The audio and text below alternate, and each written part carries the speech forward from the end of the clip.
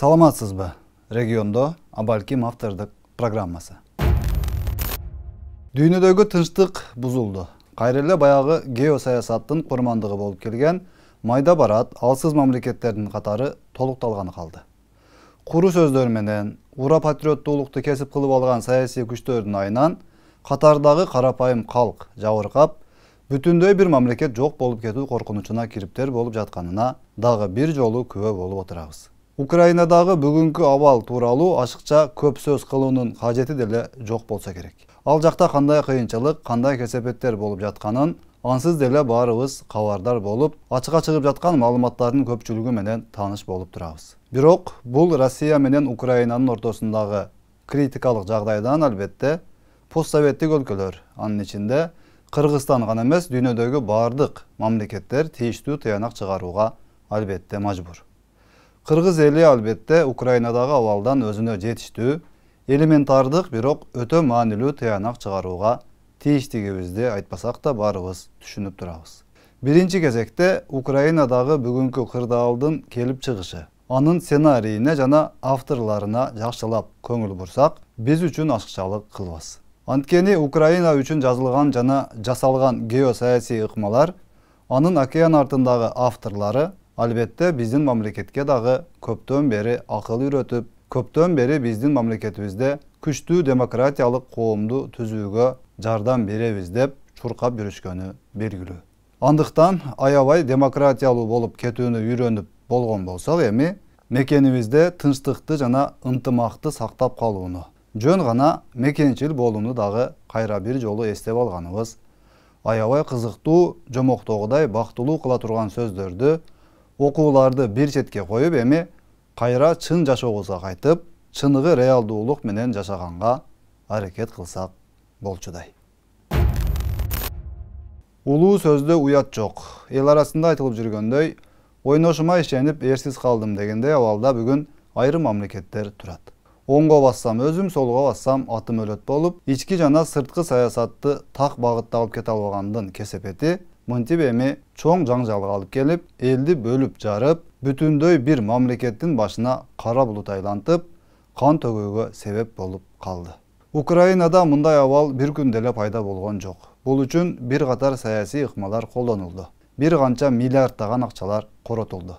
Биринчи кезекте Украина элин ич ара бөлүп жаруу саясаты күчөтүлгөн тартипте жүргөнүнө баарыбыз күбө болдук. Демократия деген ураан астында бир канча долбоорлор ишке ашырылды. Анын натыйжасында мамлекеттин негизги булагы болгон эл арасында чоң ажырым пайда болду. Ар кандай фонддор, ар кандай семинарлар, маалымат каражаттары аркылуу эң негизги жумуштар жасалып келди. Революциялар, митингдер, акциялар, оппозиция менен позиция кылып бөлүп алып, бир элди бири-бирине каршы тукуруу, бириң жакшы, бириң жаман деп бөлүп жаруунун арты менен толук кандуу бир улуттун, бир мамлекеттин тагдырына балда чабууга шарт түзүлдү.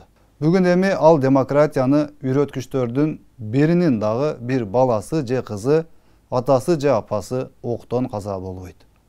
Алар ысык кофесин ичип, компьютер алдында талкуулап, пикирин билдирип, соц тармактарга пост жазып коюп гана отурушат. Албетте алар үчүн бул жөн гана саясий оюндун бир бөлүгү гана.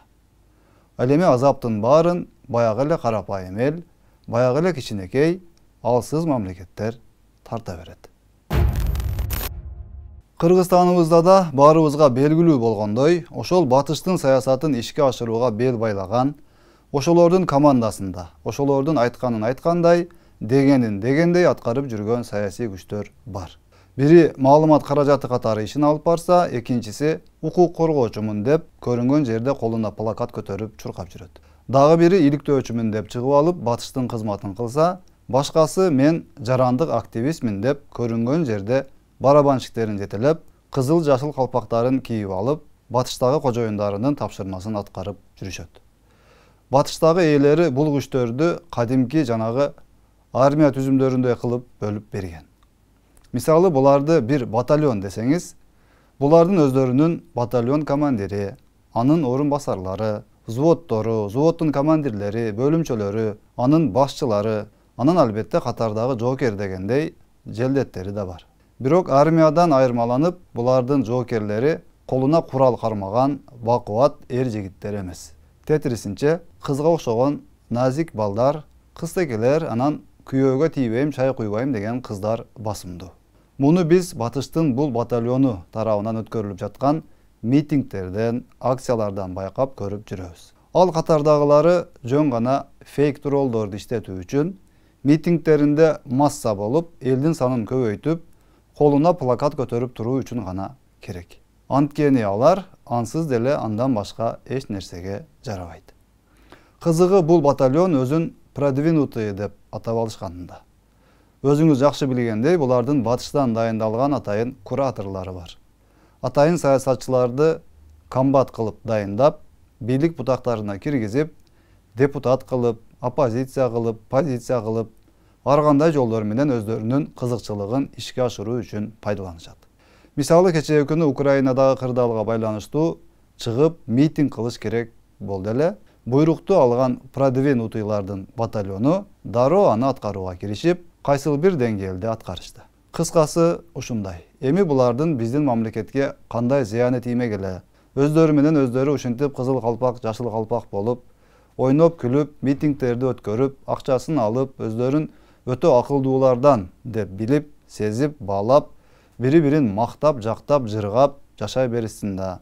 Ушулар эле мамлекетти бир нерсе кылып салат беле дейин десеңиз, анда катуу жаңылышасыз. Баленин баары тоок сүйүүдөн башталат демекчи, геосаясатта мына ушулардын ролу маанилүү болуп турган заманга келгенибизге кыйла болду. Украинада дагы дал ушулар сыяктуу топтор акыры ушинтип мамлекеттин түбүнө жетмей болуп турушат. Андыктан кыргыз элибиз өзүнүн акылмандыгы, көрөгөчтүгү менен эң негизгиси канткенди аз сандуу кичинекей мамлекетибизди тынчтыкта, туруктуулукта өнүктүрүп, келечек муунга өткөрүп беребиз. Канткенде элибизде ынтымак бекемделет. Канткенде элибиз ток болуп, мамлекетибиз бакубат болот деген маанилүү маселелердин үстүнөн ой толгоп, куру кыйкырык, майда барат болор болбос нерселер менен убакытты өткөрбөгөнгө милдеттүүбүз. Убакыт же саясат биздин ичибиздеги ичара бөлүнүп жарылууну, сен кыйынсың, сенден мен кыйынмын, мен сабаттуумун, сен сабатсызсың, мен баарын чечем, мен баарын кыйратам, сенин колуңдан эч нерсе келбейт, сенин курткаң кымбат экен, сенин шапкаң арзан экен, менин жердешим, сенин урууң, менин укугум, сенин милдетиң, аял андай, кыздар мындай, балдар тигиндей, аксакалдарыбыз мындай деп отурганыбызда албетте убакыт, саясат, айрыкча геосаясат карап отурбайт. Эң биринчи кезекте элибиз бир муштумга биригип, өзүбүз баш болуп өз элибизге, өз жерибизге күйбөсөк, акылмандык менен саясат жүргүзбөсөк, бир адамга баш ийип, ошонун айланасында бекем биригип, кылдат болбосок, демократия деп ач кыйкырык салгандардын жолу менен басып барып, эртең абалыбыз бүгүнкү кээ бир согуш талаасына айланып кете жаздап турган өлкөлөрдөй болуп калышынан сактанышыбыз өтө маанилүү эмеспи? Баатыр элибиздин бүгүнкү баатырлыгы Facebook'та же Twitter'де биз антип салабыз, биз минтип салабыз деп пост жазып койгондо эмес. Накты акылдуулук, ынтымактуулук менен биримдикте алга карай кадам таштоодо турганы талассыз. Куру кыйкырык кылып, жандалбастап батыштын арыгын чабамын, башканын арыгын чабамын деп атып, өзүбүздүн улутубузга, касиеттүү Кыргызстаныбызга орду толгуз зыяныбызды тийгизип албашыбыз керектигин акыркы жагдайлар так даана көрсөттү сыягы. Кандай маселе болбосун, сүйлөшүү, акылдашуу, тынчтык жолу менен чечилип, бирок ошол эле кезде коргонууга жөндөмдүү армияны кармоо менен океандын аркы жагына карап шуркабай, колу коңшу, мурдатан мамиле кылып келе жаткан чоң мамлекеттер менен ынтымактуу болгонубуз оң экени түшүнүктүү болду сыягы. Алыскы туугандан жакынкы коңшу жакшы деп, талашып тартышсак дагы өз кызыкчылыгыбызды алга сүрөп, орток пикир таап, тең салмактуу сырткы саясат менен өлкөбүздүн, элибиздин тынчтыгын, өнүгүп өсүүсүн камсыз кылуу мезгил талабы эмеспи? Бир күндөр келип, кыргыз эли дагы өзүнүн жеринде, өз мамлекетинде гана оокат кылып, башка элдерге жумуш сурап барбай турган. Бир туруп анын, бир туруп мунун көзүн карабастан, курсагы ток, үстү бүтүн, медицинасы, билим берүүсү, армиясы бүт жагынан өнүккөн, ич ара бийлик талашып, бири-бири менен кайсыл бир саясатчылар үчүн гана таарынышып, талашпаган өлкөгө айланат деп терең ишенип, ар бирибиз колубуздан келишинче аракет кылуубуз өтө зарыл. Анткени кыргыз элинин бизден башка эч кимге кереги жок экени анык. Кызыккандар сиз менен биздин кашы көзүбүзгө же колу бутубузга эмес, биздин бейиштей болгон жерибизге гана кызыгып, жерибизге гана көз артат. Муну унутууга такыр мүмкүн эмес. Саламатта калыңыз.